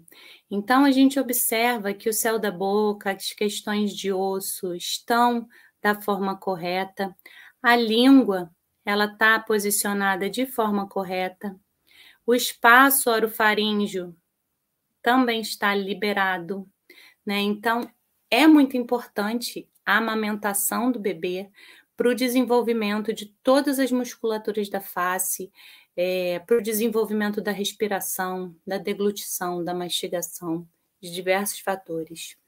E na imagem abaixo, a gente consegue observar a introdução de uma chupeta, e aí pode ser mamadeira também, pode ser dedo, né? Algum hábito, algum fator externo que a criança substitui o peito, talvez pela anquiloglossia ou por algum outro, né, hábito e estímulo que os pais deem. Quando acontece isso, esse aparato, ele vai como se fosse deformando o palato, né, que é o céu da boca desse bebê. E quando o palato vai deformando por conta desse hábito, esse aparato, ele também empurra a língua para trás, né? A gente diz que a língua ela fica posteriorizada. E observem como o espaço orofaríngeo fica fechado, porque a posição da língua está errada, né? Então, antes da gente falar propriamente de cannabis, eu acho importantíssimo trazer todas essas informações, porque não são simplesmente para os profissionais, né? São para os pacientes, para que vocês se observem, para que observem as pessoas ao seu redor, para os outros profissionais, né? A importância da multidisciplinaridade e saber que cada um tem uma função na qualidade de vida daquele quadro do paciente. Então, quando uma criança ela já cresce desenvolvendo esses hábitos errados, ela está alterando os seus ossos, a sua musculatura, a sua respiração. E aí, na grande maioria das vezes, se tornam respiradores bucais, né? Quem nunca percebeu ou já viu alguma criança dormindo de boca aberta, E aí essa criança que dorme de boca aberta, que tem dificuldade de respiração por conta de toda essa deformidade que começou desde lá, né, da sua amamentação, vai ser uma criança que vai roncar, que vai babar, que vai ter um sono ruim e, consequentemente, o seu dia não vai render bem. Pode desenvolver déficit de atenção na escola, no aprendizado, porque se é uma criança que dorme mal, ela não vai ter, né, um rendimento do dia adequado. Existem algumas situações de crianças, às vezes diagnosticadas com TDAH, e na grande maioria são respiradores bucais, e às vezes existem também outros, né, outros fatores, outras causas que estão desencadeando, né, esse déficit de atenção. E é muito importante a gente entender isso. Ali na terceira imagem, o respirador bucal, geralmente, ele não consegue selar o seu lábio, né? Tocar o lábio inferior no superior.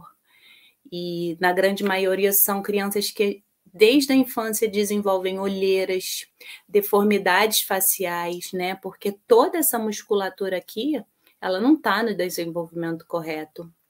E olhem essa última imagem.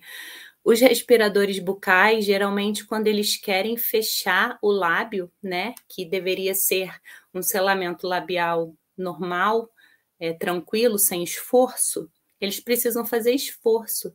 E aí o queixo fica até como se fosse com uma celulite, né? Percebe-se a contração dessa musculatura para conseguir fechar a boca.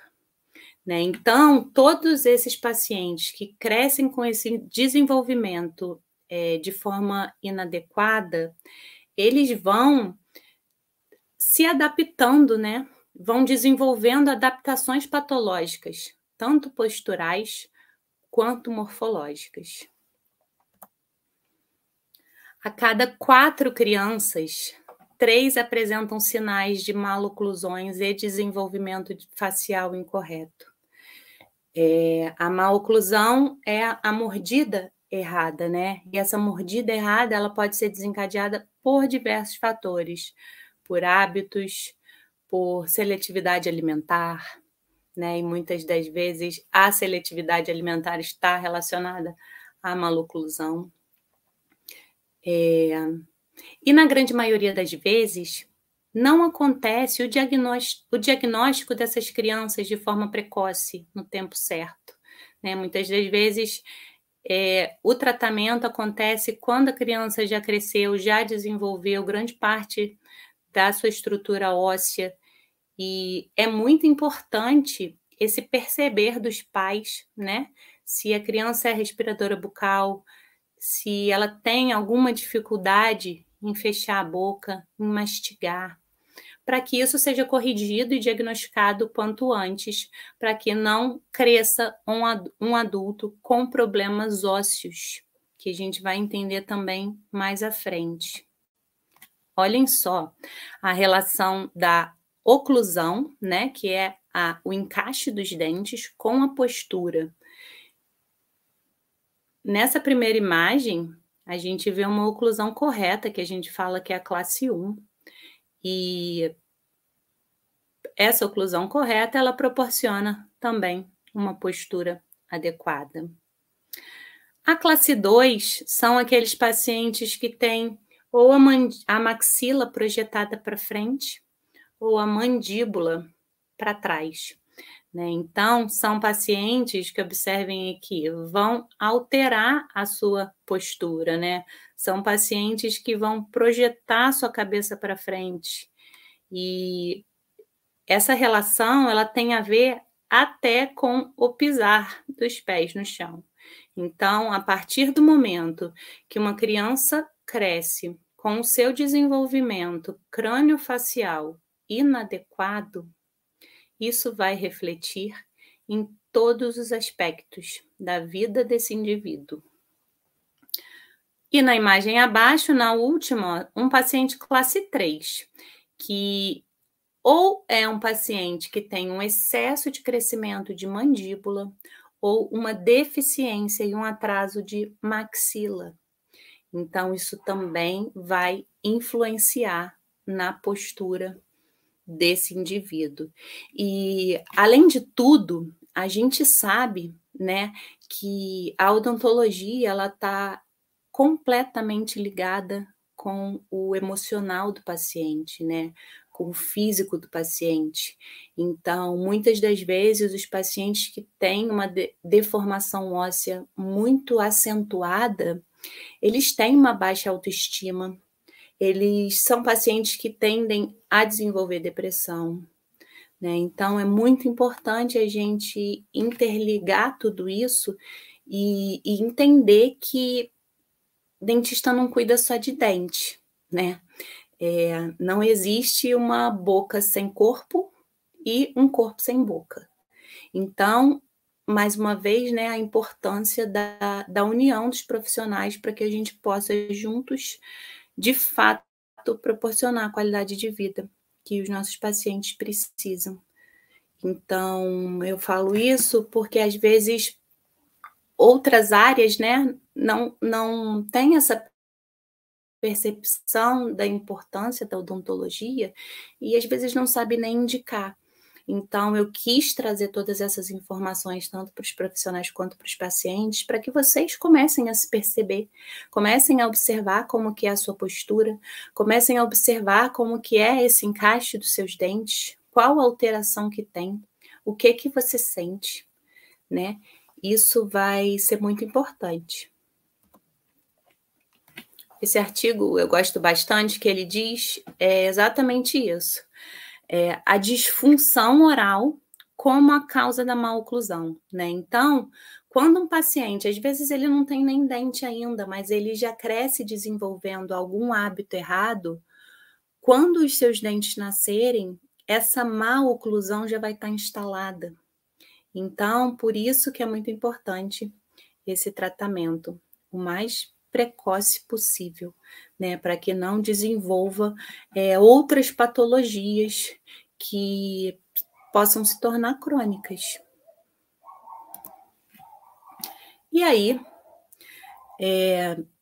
quando a gente fala de cannabis, a gente está falando de um sistema importantíssimo no nosso corpo, composto de neurotransmissores, enzimas e receptores, né? Nós, cirurgiões dentistas, podemos prescrever para patologias relacionadas à nossa área de atuação, né? Mas nós precisamos entender que, pelo fato de termos receptores espalhados em todo o nosso corpo, no sistema nervoso central, no sistema nervoso periférico, órgãos, músculos, glândulas, né?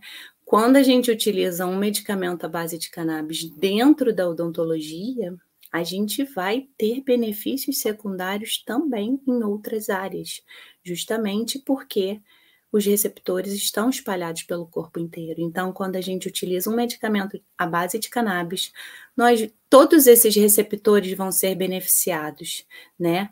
Com esse objetivo de promover a homeostase, né? Então, esses pacientes com necessidades especiais, principalmente, eles precisam desse equilíbrio, né, de todos os seus sistemas de neurotransmissão, eles precisam de uma qualidade de vida, da homeostase que a cannabis pode proporcionar. E dentro desse quadro de pacientes, que é a minha área de atuação, a gente pode prescrever a cannabis para ansiedade pré-atendimento, para o controle de comportamento, odontofobia, que eu vou falar mais à frente, para modulação de dor, de inflamação, de cicatrização, qualidade do sono, relaxamento muscular e também na sedação, né? Nós, cirurgiões dentistas, desde que habilitados, nós podemos realizar sedações ambulatoriais no nosso consultório. E essa é uma das formas que eu ofereço meu atendimento para esses pacientes que, na grande maioria das vezes, não colaboram com o atendimento, né? Dessa forma, a gente pode proporcionar um atendimento resolutivo, que através de uma sedação a gente consegue, na grande maioria das vezes, resolver a boca inteira daquele paciente, né? Se não a boca inteira, mas grande parte dela em um único atendimento. E quem que não tem medo de dentista, né? A odontofobia é algo muito sério e que não pode ser de forma nenhuma deixado de lado, né? Quem nunca teve alguma dessas sensações quando pensou ao dentista e principalmente quando sentou na cadeira do dentista, né? Medo, dor, ansiedade, batimentos acelerados, suor nas mãos, alteração na respiração.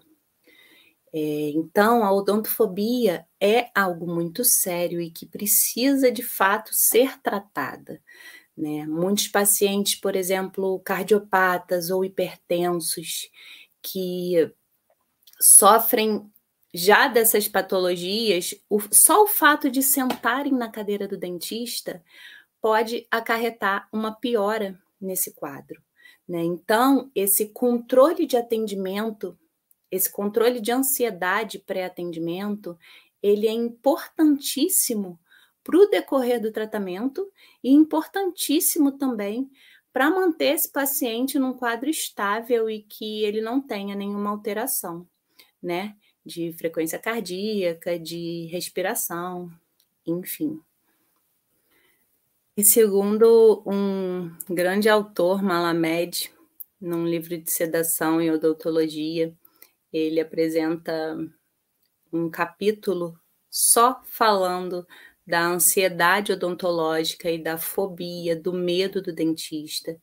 E aconteceu um estudo que relatou, né, documentou que o medo do dentista é um dos maiores medos do ser humano.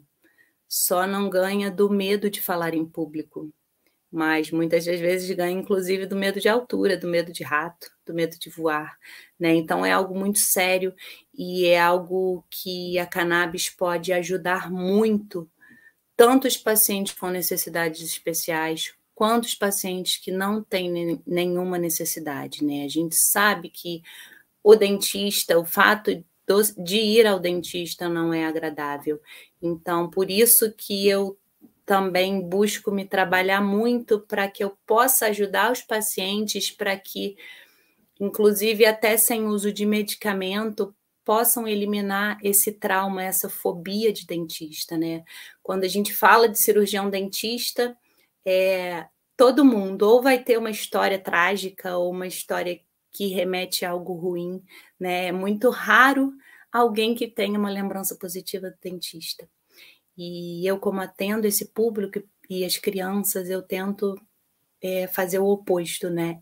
Tirar esse trauma das pessoas que chegam até mim com esse medo e mostrar que, através de uma odontologia preventiva, uma odontologia com informação, com cuidado, o paciente não vai mais sofrer no dentista, né? Na grande maioria, os pacientes que têm dor são pacientes que protelam a sua ida ao dentista, né? E às vezes, quando precisa ir, já está numa situação crítica. Então, a gente pode ajudar muito esses pacientes com a utilização da cannabis nesse controle pré-atendimento, né? Nesse controle do comportamento, para que a gente possa, de fato, ajudar a tratar essa odontofobia, que é muito séria.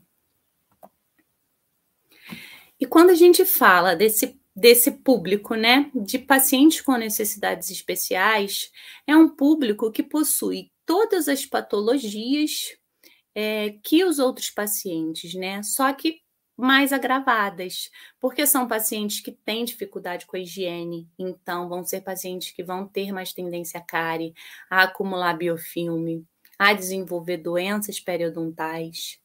São pacientes que desenvolvem hábitos parafuncionais com muito mais facilidade, né? Eu atendo muitos pacientes com paralisia cerebral, então eles fazem muito bruxismo, eles têm muita espasticidade, e isso vai gerar dor.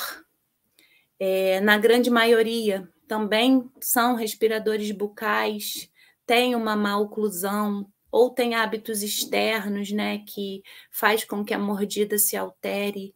Então, são pacientes que precisam de muito cuidado e muita atenção, porque a gente precisa avaliá-lo e cuidá-lo de fato como um todo, né? A gente precisa dar esse equilíbrio da limpeza, né, da saúde bucal, a gente precisa controlar esses hábitos parafuncionais que muitas das vezes estão relacionados com o emocional, com o psicológico, com a rotina, e o comportamento, né, que também está ligado a esses hábitos parafuncionais. Então, um paciente que sente dor de dente ou dor na face, ele pode desenvolver uma seletividade alimentar por conta disso.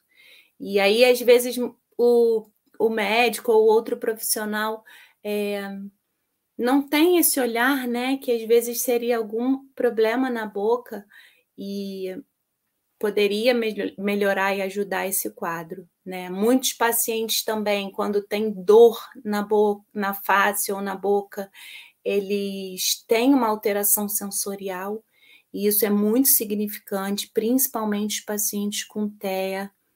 Eles têm toda essa questão de alteração sensorial e a boca é intocável para eles, né? Então, é muito importante desenvolver esse vínculo com o dentista. Aqui, geralmente, eu trabalho na criação de vínculos, né?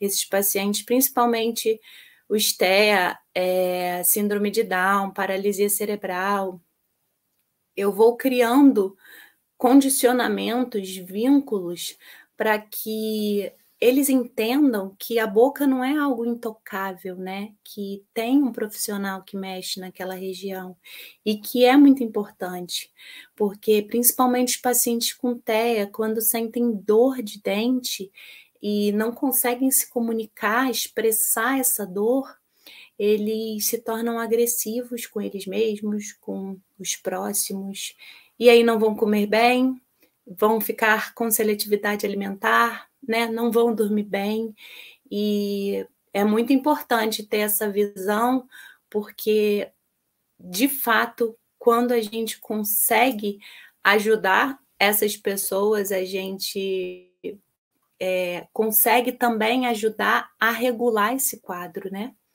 Essa patologia, e não desregulá-los, que é o que a dor causa. Aqui tem alguns estudos das aplicações da cannabis, né, dentro da odontologia. Então, todos aqueles fatores que eu já citei, né, a cannabis tem muitos estudos em cima da dor, né, da dor facial, e nós, cirurgiões dentistas, lidamos com quadros de dores crônicas, refratárias. Então, a cannabis se enquadra perfeitamente para ajudar esses pacientes. Hoje já existem estudos, inclusive do CBG, né, no controle da placa bacteriana, no controle da cárie. E é muito interessante essa questão das aplicações da cannabis na odontologia, porque além da aplicação sistêmica, né, da utilização de óleos, nós temos também uma grande possibilidade das aplicações tópicas, né? Seja em locais de dor, seja em locais onde a gente quer estimular uma cicatrização. Esse outro estudo aqui também eu quis colocar sobre a postura da cabeça em relação à obstrução, né, a apneia obstrutiva do sono, desculpe. Porque é isso, é tudo aquilo que eu expliquei lá no início, né? Quando uma criança já desenvolve um crescimento inadequado dos ossos da face, do crânio, ele vai ter uma postura ruim e ele vai ter uma alteração de sono desde a infância. Então, muitas das vezes, a gente precisa corrigir essa questão óssea para a gente também ter a melhora do sono, né? Então, muito importante toda essa visão, né, que eu gostaria que vocês passassem a se perceber no próximo, perceber em quem vocês queiram ajudar, né? Alguns outros estudos. Hoje também existe eficácia, né, e comprovação de receptores, inclusive nos ossos, e a gente trabalha muito com essa questão óssea dentro da odontologia, né? Eu sou ortodontista, então hoje, na verdade, eu prescrevo cannabis, inclusive para os meus pacientes que utilizam aparelho. E depois, mais na frente, vocês vão entender um pouco por quê. Então, a cannabis, na verdade, dentro da odontologia, ela tem uma enorme aplicação, né? E estão cada vez mais desenvolvendo estudos embasando e comprovando essa eficácia. Essa é a minha rotina, né? Um pouco do que eu faço dentro da sedação. No meu consultório, eu trabalho com óxido nitroso, e aí eu tenho todo o suporte, né? Monitor multiparamétrico, cilindros, para que eu possa sedar esse paciente e resolver o máximo possível de questões naquele momento. E quando eu digo que a cannabis faz parte da sedação para mim, é porque quando eu entro com um controle de comportamento antes dos meus atendimentos, antes das minhas sedações, né? Lógico que eu gosto de fazer pelo menos numa janela de 1 mês essa prescrição e esse controle de comportamento até, de fato, o dia do procedimento. Esses pacientes, quando chegam até mim para sedação, eles chegam muito mais colaborativos, muito mais calmos, mais receptivos e, consequentemente, eles precisam de menos medicamento nesse dia, né? A sedação multimodal é a combinação de alguns medicamentos, onde a gente consegue tranquilizar esse paciente para fazer de fato o atendimento. E eu vejo a cannabis aí fazendo parte da sedação multimodal como o efeito comitiva que existe na cannabis, né? A sedação multimodal é exatamente isso, são doses baixas de fármacos que juntos eles, né, têm uma sinergia e se potencializam. Então, a cannabis, ela, para mim, ela também faz parte dessa sedação, né? Hoje, sobre isso, ainda não vejo estudos, mas estou cada vez mais empenhada em poder relatar e desenvolver algo sobre todas essas percepções clínicas, essas experiências que eu estou tendo, porque é muito fantástico. E então, a cannabis, junto com essa sedação, ela proporciona para mim, para o paciente e para a família, né? Porque quem sabe e quem já teve que segurar alguma criança no cirurgião dentista ou já passou por uma situação dessa, na grande maioria os dentistas os adultos traumatizados hoje em dia são as crianças que foram seguradas lá atrás, né, no cirurgião dentista. Então, a sedação, ela pode me proporcionar isso junto da cannabis, né, um relaxamento, uma colaboração ali do paciente, onde eu tenho um tratamento confortável para todos, porque aquele pai, aquele responsável não vai ter que ficar segurando, né, o seu filho, e isso a gente sabe também que, além do trauma físico, também gera um trauma emocional. E, dessa forma, o atendimento ele acontece com tranquilidade e com qualidade, podendo, de fato, ser resolutivo, né? Então, a gente está proporcionando ali um atendimento completo e tentando fazer o máximo possível. Olhem essa imagem aqui à direita, essa boquinha, praticamente sem dente nenhum, e geralmente essa é uma realidade bem comum para mim, E imagino o quanto que essa criança sentiu dor. É uma criança que não sorri, é uma criança que desde pequena ela já tem um bloqueio perante os amiguinhos, na escola, porque ela já entende que ali, né, no seu rostinho está acontecendo alguma alteração não agradável, sem contar na dor. Então, a odontologia, ela tem função em todos os aspectos, né, do indivíduo, desde a infância até a fase adulta. Uma outra aplicação também que eu tenho vivenciado muito é a utilização da cannabis na ortodontia e na ortopedia, partindo do princípio que a cannabis tem função de modulação de dor, de modulação de inflamação. Como eu falei num artigo que eu apresentei, o controle de placa bacteriana, olha só esse aparelho à direita, como tem sujeira, né?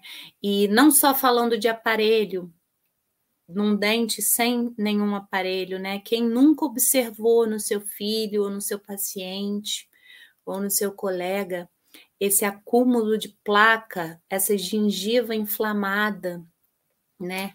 E isso pode agravar, né? Isso pode dar dor.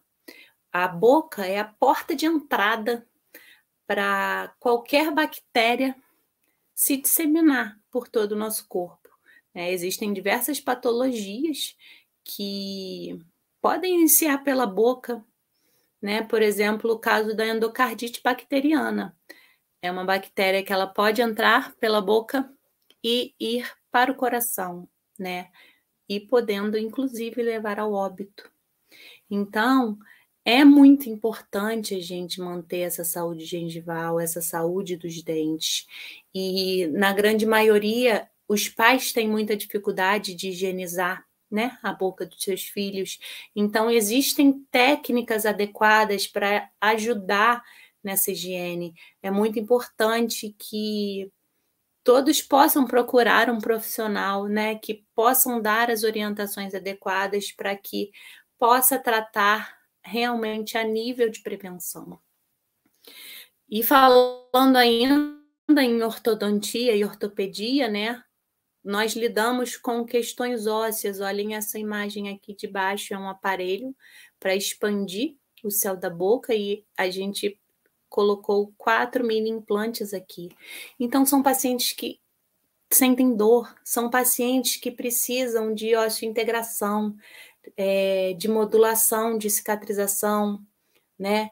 De modulação de inflamação. Então, a cannabis, na verdade, ela se enquadra para todas as patologias odontológicas, né? E eu digo hoje em dia que não deve ser a última escolha jamais, né? Para mim, nos meus atendimentos, na minha conduta, na grande maioria das vezes, a primeira escolha de prescrição. Essa outra imagem aqui, olha, conseguimos perceber também pacientes que precisam de passar por procedimentos cirúrgicos com instalações de placas. Então, são pacientes que sentem dor, são pacientes que precisam de uma qualidade de sono, né? São pacientes que precisam de uma qualidade de mastigação, de deglutição, de respiração. Esse aqui são alguns dos meus pacientes que eu queria compartilhar com vocês. Queria também mostrar essa última imagem aqui da direita abaixo. É uma paciente minha com paralisia cerebral. Olhem como essa gengiva tá grande, né? Impedindo que todos os dentes apareçam na boca. Então, muitos medicamentos podem causar isso, principalmente os anticonvulsivantes.